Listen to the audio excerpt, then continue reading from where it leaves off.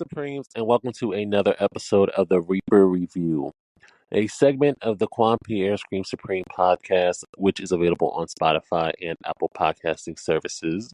So, this week, Black Horror Cinema has birthed a new one.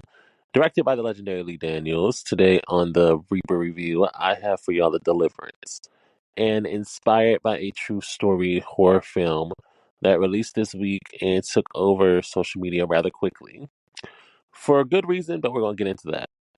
The movie is about a single mother who moves her children into a new home along with her mother and are very soon plagued by dark forces determined to cause havoc and suffering. Off the bat, I'm going to give my thoughts. This movie was pretty good. I enjoyed it a lot. It definitely had moments where it slightly dipped off into, the corny horror antics, but overall, the movie was actually pretty solid.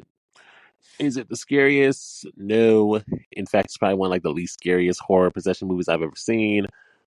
However, it still was a good watch for me. Like, I don't, not all good horror to me has to be like incredibly terrifying, so I can give it like a pass on that. But I do have like my likes and like my dislikes. So I'm gonna get to that in a second. Before I really get into my review, I'm gonna give you all the information on the story behind the film, if you will. This movie is inspired by the story of Latoya Ammons and the Ammons family. The story goes that Latoya, along with her mother and three children, resided in Gary, Indiana in 2011. They moved into a new home and began experiencing strange occurrences from flies swarming their screen porch to the children speaking in strange voices, the kids slamming themselves against walls. Even the kids, based on Latoya's account, allegedly levitating right in front of her. This led to Department of Child Services being involved due to alleged neglect and abuse happening in the home. Officers, doctors, social workers were also involved, and some even said they allegedly witnessed some of these occurrences, including a report of the 7-year-old climbing up the wall. The grandmother, a nurse, and the family caseworker allegedly saw this happen. Time goes on, and the kids get taken from the home, and it's believed by some that Latoya is having a mental problem, and the kids are just being influenced by it. To so much like just basically like they're putting on acts for her. After the three exorcisms on the Ammons and a blessing of her new home, Latoya moved out of the house and she regained custody of her kids in 2012. Since then, the home has been deemed the Demon House of Indiana, also a portal to hell, if you will. Latoya will go on public with the story in 2014. And within that time, years later, Lee Daniels will come across it, and even more years later, we have The Deliverance, a film he described as a faith-based thriller, which shows. This is a heavily religious film, and that was basically the purpose. In The Reporter, Lee Daniels says, quote, "I'm scaring you to Jesus for me.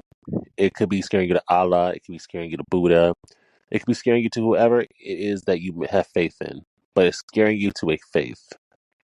Like use your religion." He basically was like saying like we're like in dark times, so he wants to like make a film that he said like takes us out of dark times and like scares people into like a higher faith. Anyways, the movie was released in theaters on the 16th of August and came to Netflix on the 30th of August. And now we are here, the Reaper Review. And the first thing I want to address regarding this film, the cast. I had heard about some of the people in this movie before I watched, and that was the people on the cover. Andra Day, Glenn Close, Monique, Ingenue, Elise Taylor. The first thing that gagged me when I first saw this movie was the amount of names I recognized in the opening credits. With each name, I was more and more like shocked. I mean, Tasha Smith, Miss Lawrence, Miss Lawrence. It was great to see them back on TV. I haven't seen them on anything really since Empire. Of course, the first thing I saw them on was Real Houses of Atlanta. Like, Miss Lawrence. If you watch Housewives of Atlanta, Miss Lawrence. And like to see them on like a Netflix film, I love that for them. Like they were on screen for a short time, but they definitely did their big one in that short time. Like I definitely got a good laugh. Honestly, I wanted this thing to be longer. I love seeing them. Like it was amazing seeing them. Omar Epps, even the lady from that Tyler Perry show, Ruthless. It was great to see her in something actually good. So yeah, I love seeing her. Even though it was a small role. Watching this movie for me, it was like insane because I felt like I was watching like so many of these actors I recognize in like completely different lights. Like they were showing their range in this one. Like Glenn Close over here doing a sew-in and Tasha Smith's up here preaching.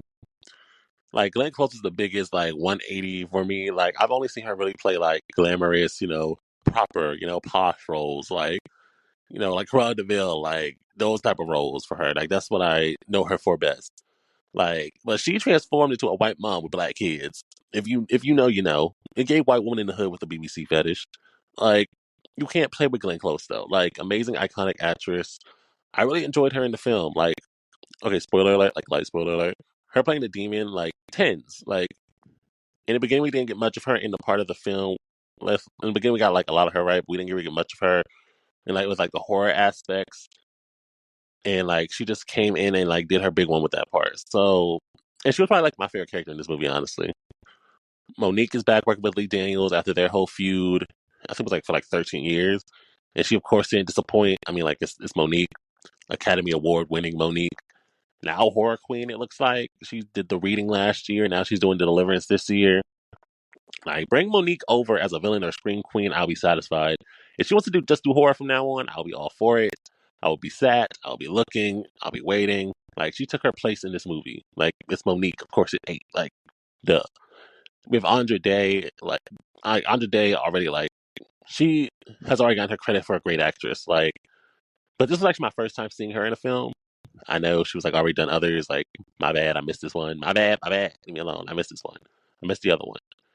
And I can say I can confidently walk into any Andra Day film and feel like she's going to do great.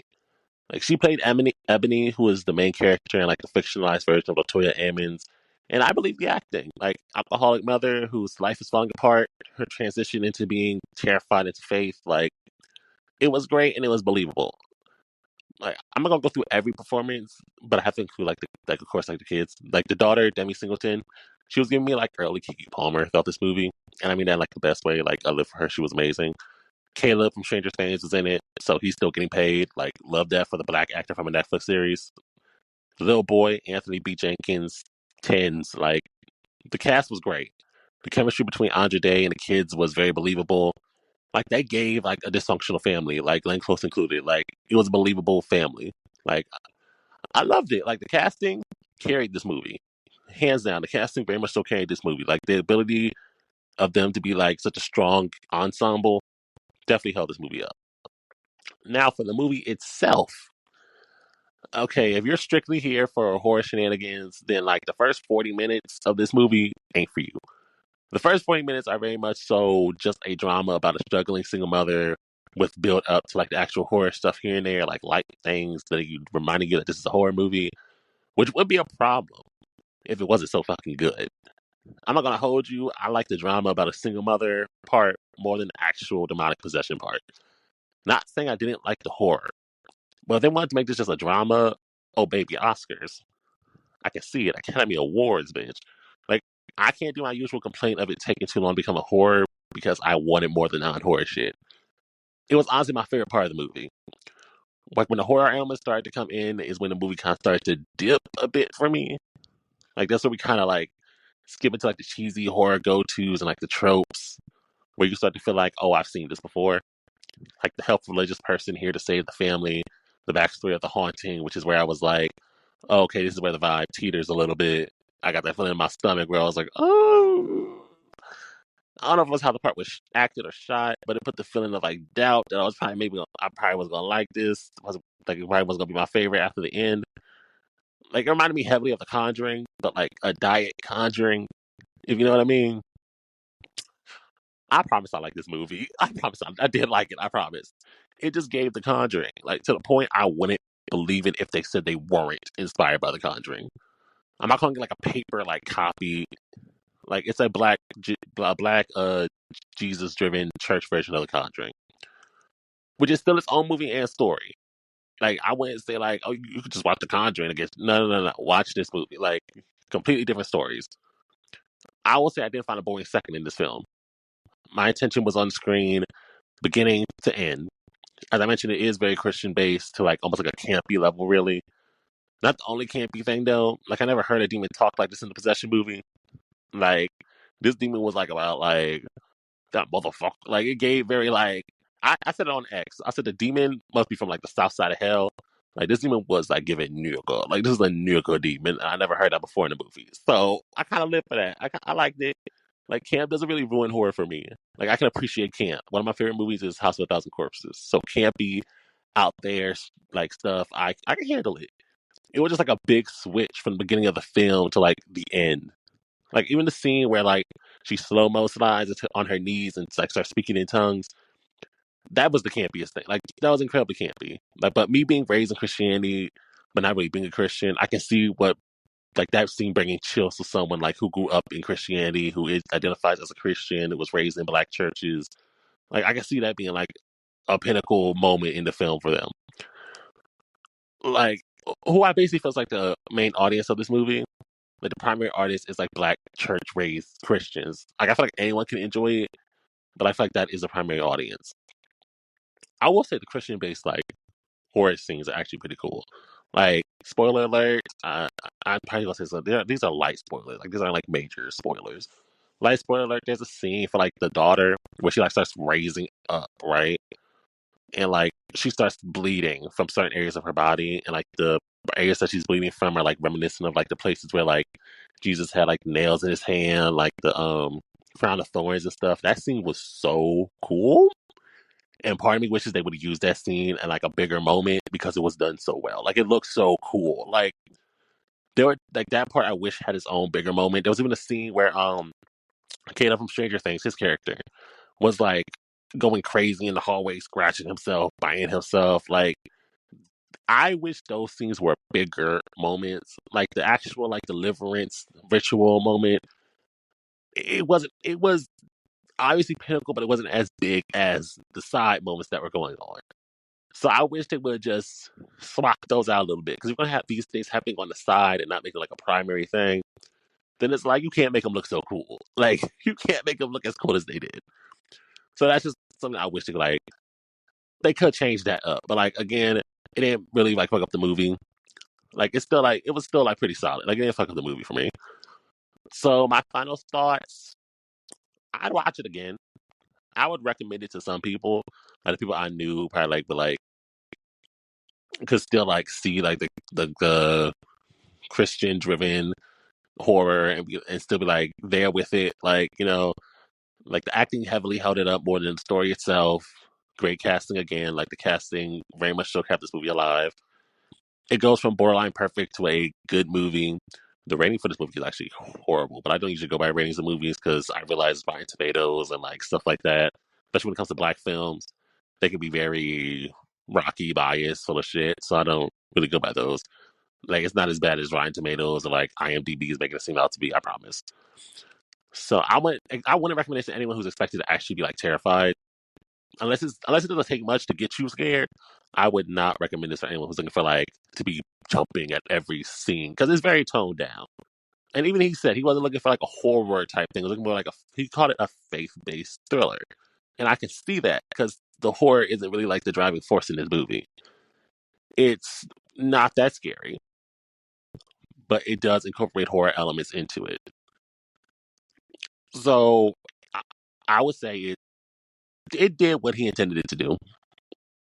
But it's if you're looking to be terrified, like scared of the dark afterwards, like I hate to compare it again. I hate to compare it again, but like I said, it gave me The Conjuring. This is like I said, the toned down version of The Conjuring. You don't get like the bumps, you do get bumpy, but you don't get like the silence leading up to the bumping where it's like huge jump scares or it's like ominous music or something like that. Like you don't get all that in this movie. At least I didn't. But yeah, The Deliverance. Currently available on Netflix. Check it out. Like, still gonna watch. I know parts of this may seem like I hated the movie, but I promise you, I did not. I still think it was a good movie. I can't wait to see what any of these actresses do next. Like Andre Day, I want to see her in another horror movie. Monique, I would love to see her in another horror movie. I honestly have not seen The Reading yet. I've been meaning to watch it. Like, so I'm definitely intent on checking that out. Like, she plays a villain in that. Apparently, I think that's what I got from that. So I'll be checking out The Reading. I do another review on that. But yeah, that has been the Reaper review for The Deliverance. If you want more Reaper review, just subscribe and watch past videos, or you can just subscribe and stay tuned for the future ones. Better yet, why don't you go to Apple Podcasts or Spotify and check out Quan Pierre Scream Supreme. Follow the podcast on both even. I'll be there's so many more movies coming out, like Beetlejuice. I still need to watch Long Legs. Like, there's so many other movies coming out that I intend on reviewing. There's this Peter Pan Neverland movie coming out that I want to review. But yeah, but for you to watch it, you have to subscribe. So subscribe. Come on, subscribe, like, share, all of that. But thank you all for tuning in, and until next time.